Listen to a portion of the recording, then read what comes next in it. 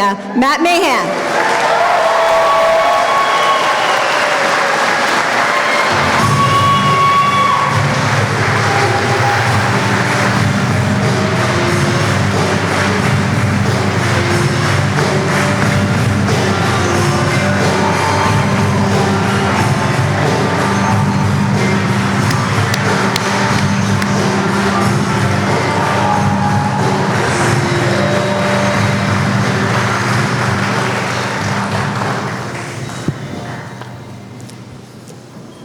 Thank you, Sylvia. Sylvia, you, Nina, and Luke inspire me every day to do the work we're doing in public service. Thank you. I love you.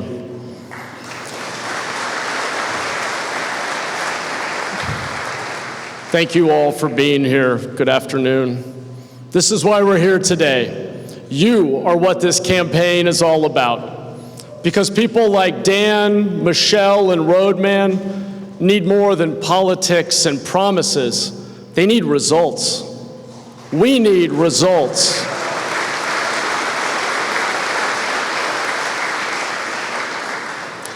That's why our campaign for governor is grounded in the back to basics approach that delivers results, that delivers the housing we can afford, energy we can afford, better schools in every community, and an end to street homelessness.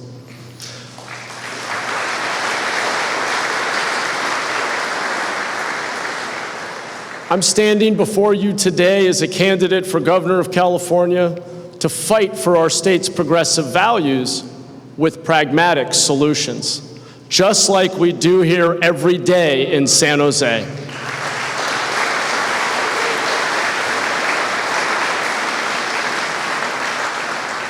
Because it's no secret that our most fundamental values as Americans and as Californians are under attack.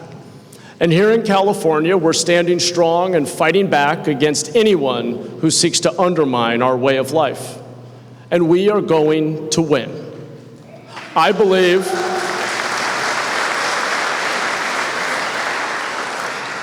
with all my heart there is no force, no person, no president stronger than the people of California.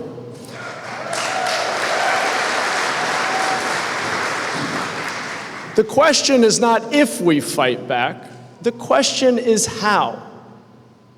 Some think the best way to fight back is through rhetoric. But while there's no doubt that words matter, I believe that the very best resistance is and always will be results.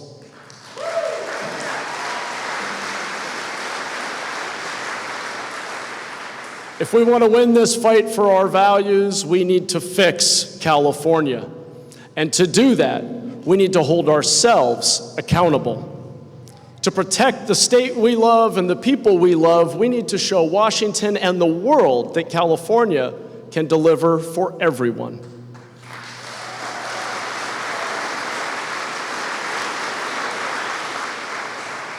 The most powerful lesson I ever learned about public service didn't come from a textbook. It came from my father. My dad was a letter carrier. He worked 6 days a week until he was 73 years old. He took pride in providing a service that people depend on, and he made sure it was done right. My dad fundamentally believed it was his duty to deliver. And as mayor of San Jose, the largest city in Northern California, my father's ethos has guided my back to basics agenda. We focus on delivering results, results you can measure, results you can see. And when it comes to the basics, there is nothing more basic than delivering housing Californians can afford. As governor, I'm going to start right there, at the very root, the original sin of California politics. This state has just made it far too expensive to build housing.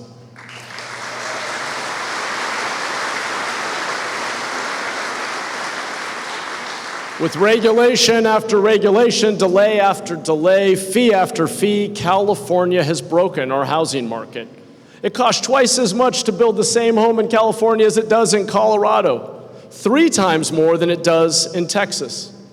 It's the same drywall, the same wood, the same steel.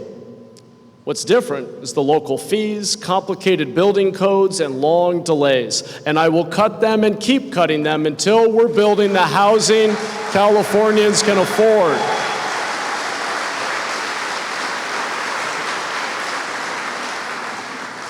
I can tell you with confidence that we will do this because we have been doing it. In San Jose, we slashed fees and sped up approvals, and now we have more than 2,000 new homes that broke ground last year and thousands more that will break ground this year. That's what results look like, unlocking a wave of affordable homes in San Jose. And as governor, I will cut the red tape and high taxes that are keeping California from building the housing we need.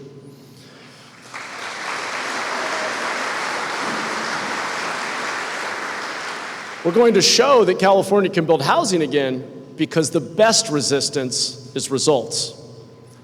I will bring the same urgency to our homelessness crisis. In San Jose, we reduced the number of people living outside by nearly 1/3 in just a few years by focusing on the most basic metric of all, bringing people indoors.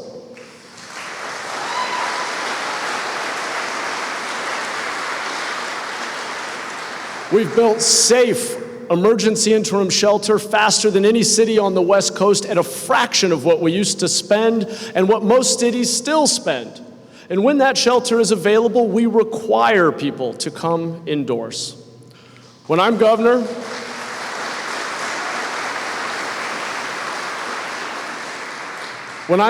we'll take this model statewide with one clear and compassionate goal: ending the crisis of unsheltered homelessness in California.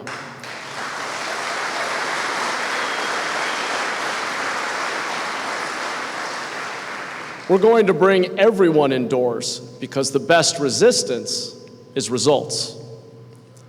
But more shelter is only part of the solution.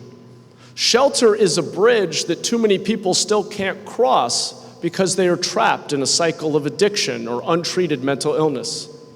This is personal for me. One of my own family members was trapped on the streets by addiction. And as difficult as this was for our family, I know that our story is far from unique. Too many other families are living this exact same nightmare. That's why we're going to rebuild our mental health treatment system from the ground up.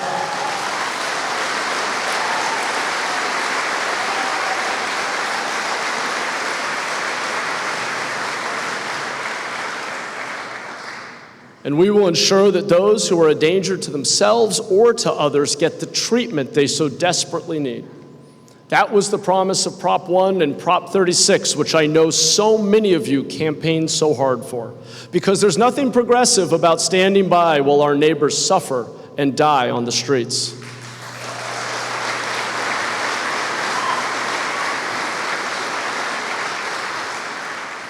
If we want to win the fight for our California values, the best way to do that is to show that they work. We're going to build the compassionate treatment system people need and ensure that people use it because, again, the best resistance is results. As mayor, I made sure we hired new police officers and built community trust. Today, San Jose is the safest big city in America.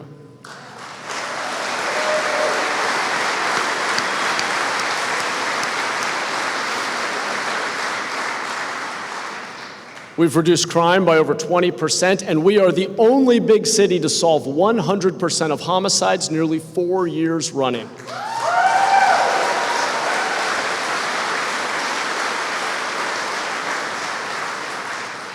As your governor, I will never forget that safe streets are the foundation of a healthy community and a strong economy.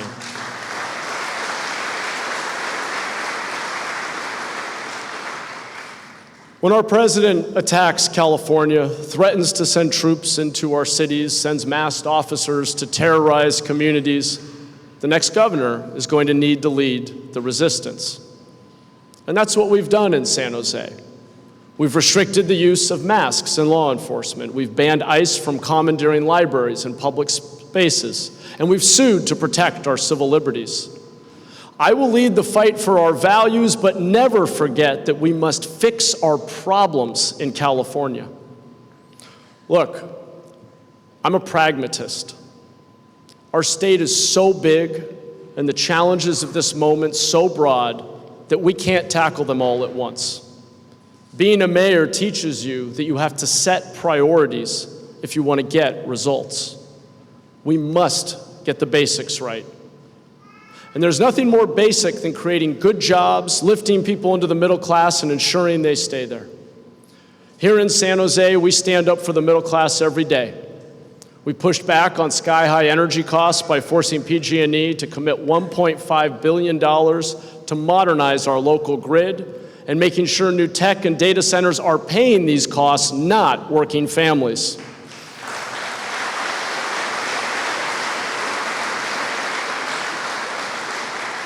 We're going to keep fighting to keep good jobs, not drive them away. Because there's nothing more basic than making sure people are making enough to pay their bills, take care of their families, and get ahead instead of constantly falling behind. And at the very foundation of moving California forward is getting education right.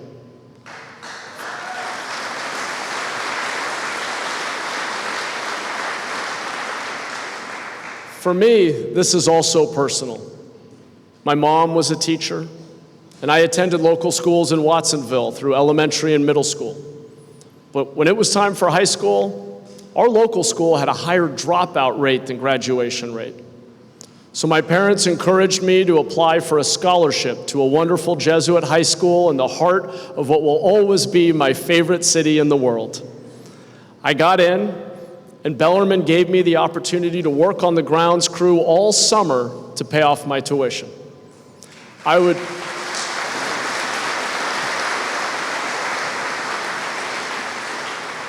would get up every morning for a 2-hour bus ride, not tired, but inspired. When I graduated from college, I wanted to pass that same opportunity on to other kids like me. So I joined Teach for America and had the chance to teach English and history in Alum Rock Unified right here in Eastside San Jose.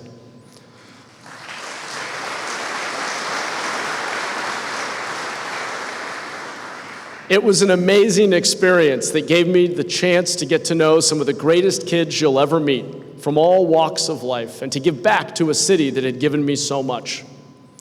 But it also gave me a front row seat to the challenges facing our schools, our students, and our working families. And that's why I will accept absolutely zero excuses when it comes to giving our kids the high-quality educations they deserve.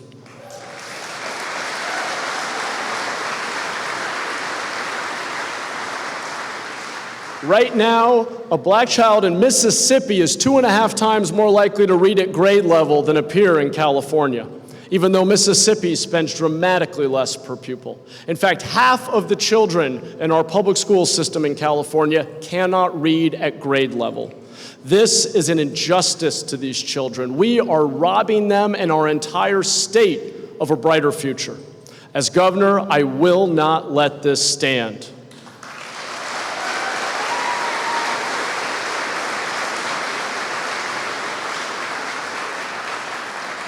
This is why we're going to teach the science of reading, measure our children's learning, expect the best from every teacher in school, and expect more for every child. I know the power of high expectations. Our kids can do it, but we need to show them the way. We're going to ensure every school in California prepares every student for the future. Because again, the best resistance is results.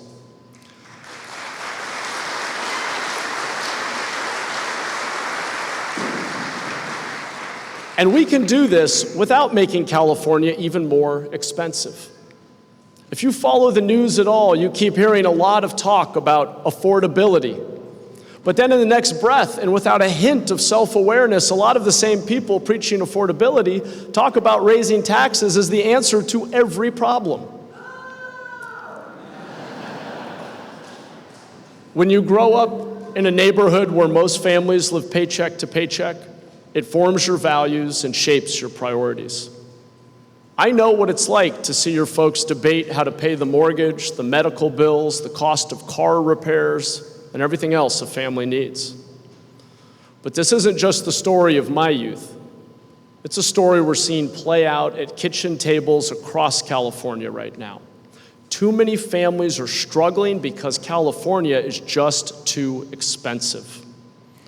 But too many politicians want to make it even more expensive. Even though the state of California is spending $150 billion more each year than we did just 6 years ago. That's 75% more spending in just 6 years. Has anything in California gotten 75% better? I think we can all agree the answer to that question is a hard no. Too many politicians have forgotten that spending more is not the same thing as doing better.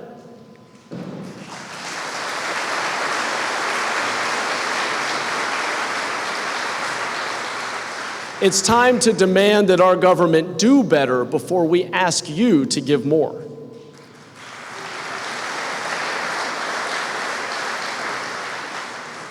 We don't need a government that tries to do everything. We need a government that gets the basics right. A government that did what my father did. A government that delivers for its people. A government that gets results. So let me say clearly, nobody will fight harder to defend our state than I will. But if we actually want to win the fight for our California values, we need to fix what's broken in our own backyard.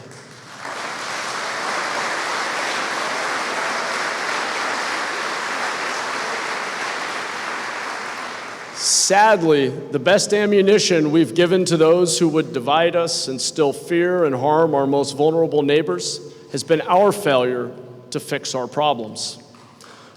Politicians like grand words and big promises. I try to focus on the basic steps we can take today to make your life better tomorrow. Sylvia talked about hope, and I know we can bring back hope. The hope that used to be the defining feature of California. I'm from a small farm town, the son of a letter carrier and a teacher.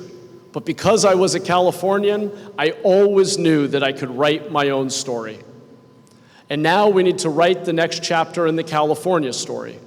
And it starts with rekindling the hope that defines us.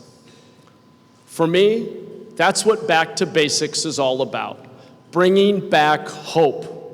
When we start building more housing, we'll start building hope. When we're bringing everyone indoors, we're bringing hope back for those trapped on our streets.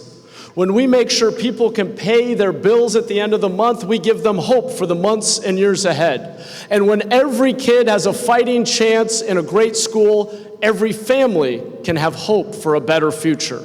There is no more basic value in California than hope. And with your help, and by getting back to basics, we're going to bring back hope. Thank you. Let's go do this. Thank you.